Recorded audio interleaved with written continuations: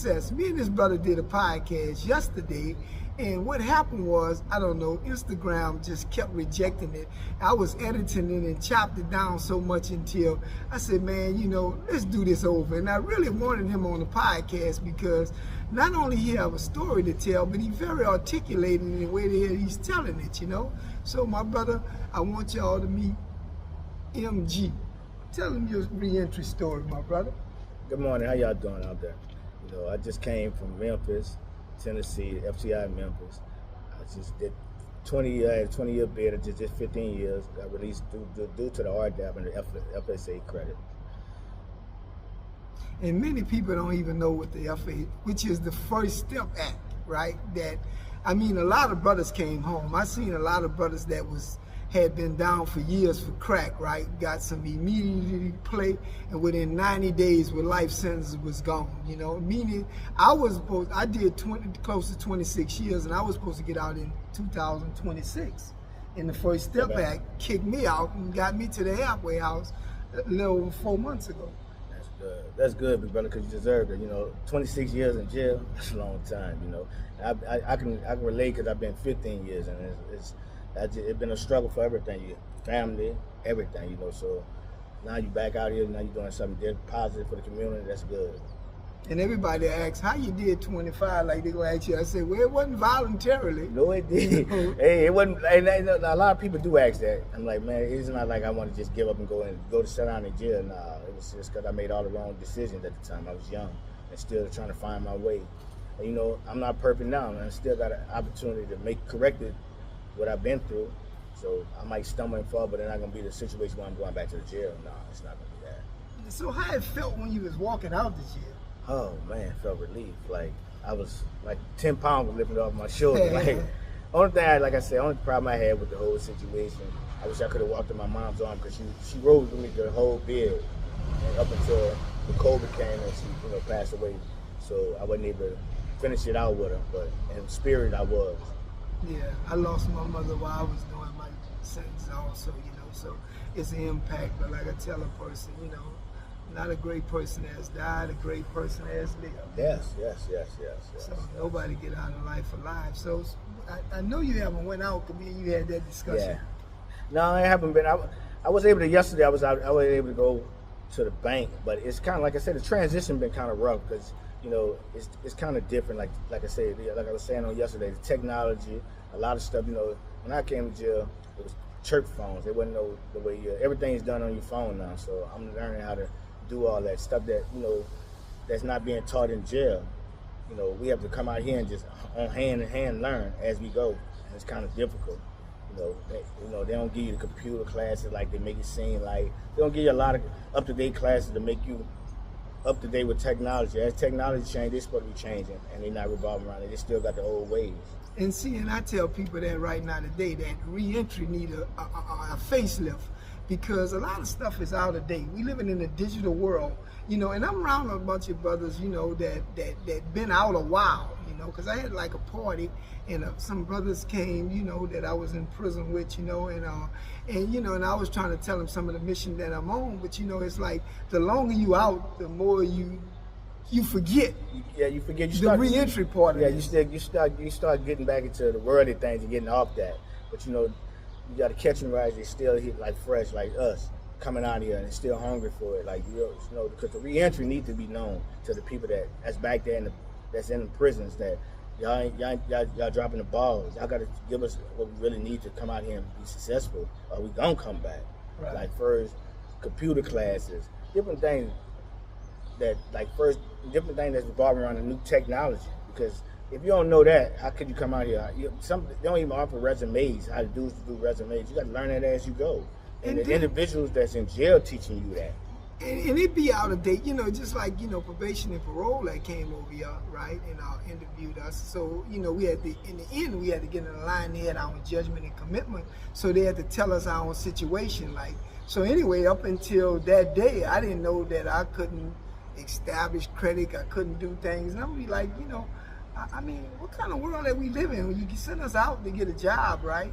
And most of the jobs got direct deposit to our bank, so they're going to establish credit with us. But not only that, even the vending machines in this place take credit cards. Yeah, You see what I'm saying? So all that's kind of backwards. That's why I say they be putting stuff in place for us not to succeed. But we just got to try to get around it and try to do the best we can to succeed in life. You know, because they do put stuff in our obstacles that they want us. You know, because the recidivism big. It might not seem like it's a big thing about this prison system, but it's still a big money thing to them. That's right. It's still a big money thing. That's right. And people got to understand that, you know, especially us as black people. You know, many of us went to jail, you know, because, you know, our environment. And I say that. I tell people that all the time. You know, it's like, and sometimes the way you raised, and you know, like I said yesterday, you know, I've been getting in trouble since I was writing in crayons, and since, you know, sometimes you start suffering from environmental disorder at an early age. You know, and you know, and not only that, you know, it become peer pressure.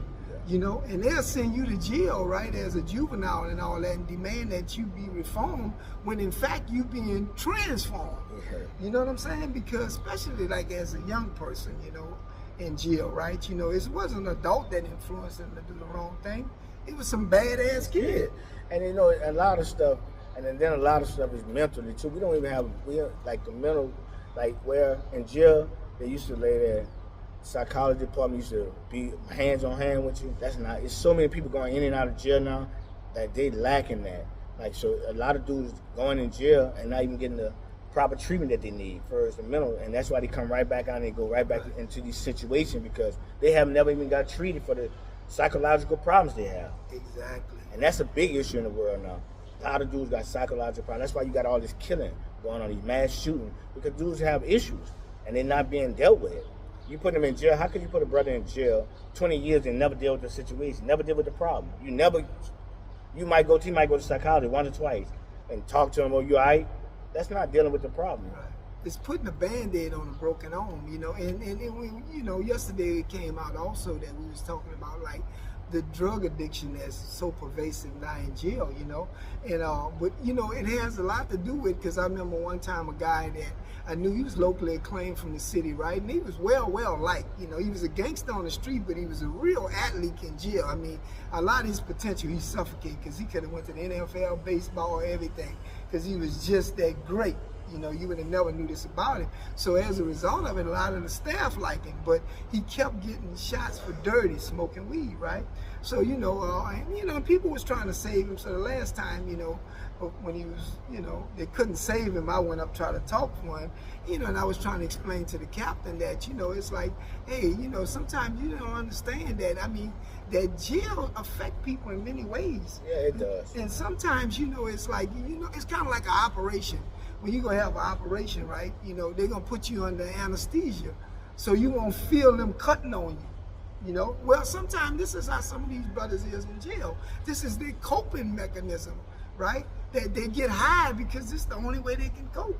Yeah. You see? Yeah, you're right about that, Jessica, because, bud, you giving a person 30, 40 years, how you want them to cope? Just do it. That's the judge say, just do it the best way you could. I understand we messed up. It don't take 30, 40 years for no dope charge later and correct a person. Or any kind of charge. Right. Besides, you know, rape or anything, you know, that's something totally different. That's just how man. But selling drugs, trying to feed your family, do whatever, that's not, to me, I'm not gonna say it's right.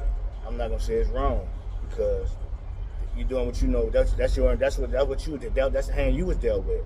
But at the same time, 30, 40 years it don't take that to correct it. And I'm glad you brought that out, because in some of my earlier podcasts, I went to talking about that a lot of guys, you know, they really don't understand that when you sell dope, you really an entrepreneur, right? I mean, you know marketing, you know logistics, you know security, you know franchising, you know everything, you know what I'm saying? So you have all the right tool set to come out and be a billionaire.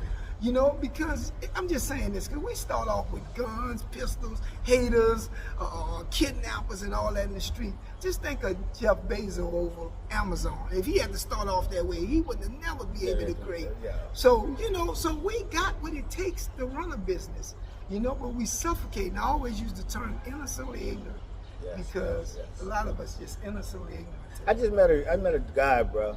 I met a guy. I ain't gonna mention his name, but I met a guy when I was in Memphis, and he just told me he owned his own business. He was a predominant business owner. He just got caught up in embezzling money, and he was like, "Bruh, when I was doing my job," he said, "when I was hiring for my company, I chose people that sold drugs because I felt like they had that. They was entrepreneurs.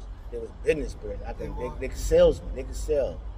If they can do that and run their own corporation and do all that and sell drugs and do this, I feel like they can run help me run my company."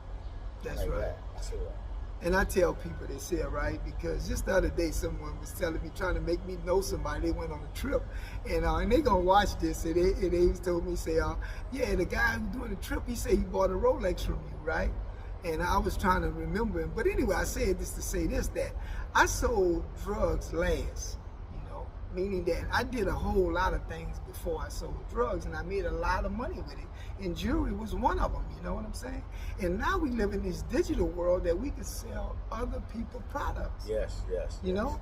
I mean, it's designed for you to win if you're a hustler. Like I tell everybody, hey, man, don't change the aim, change the target, because you got the energy for the aim. That's what you was in the street doing, So just change the target. Start shooting at something else. Things that won't take you back to jail, And that's like I said, I done made a lot of since I made a lot of mistakes, but now I'm trying to correct my mistakes. Like coming home, doing the right thing. Like I done signed up for school to try to get my CDLs, so I can drive trucks. So I can better myself and be a businessman instead of selling drugs. So that side of my life is behind me. I'm trying to move forward now. So that's where I'm at in life right now. Okay. So now I want to ask this here: do you have to go to home confinement? Right? Because a lot of times we have this option between home confinement and the halfway house. But they told me home confinement is, it's coming up. But I'm rethinking that because I would want to go to home confinement, but it minimizes the situation. Like you're only able to go when you're on home confinement, you're able to go from work to home. You're not able to get no downtime. But while you're in here, you're able to go on passing. You're able to move around, do what you needed to do first, spend time with your kids, and what if you have family from different areas? You can't go to that. Right. So I'm weighing my option with that. See how it go. Because this place has been kind of like rough too, so right. So it make you okay. You make you want to think I'm on one right now, but nah, I might go and get this. I tell you, when I was in jail and they was discussing home confinement, would I take it? I say, look, let me tell you something. After doing 25 years, I take my chances with a Scream Door submarine. I just want to get out. Yeah. So it is what it is.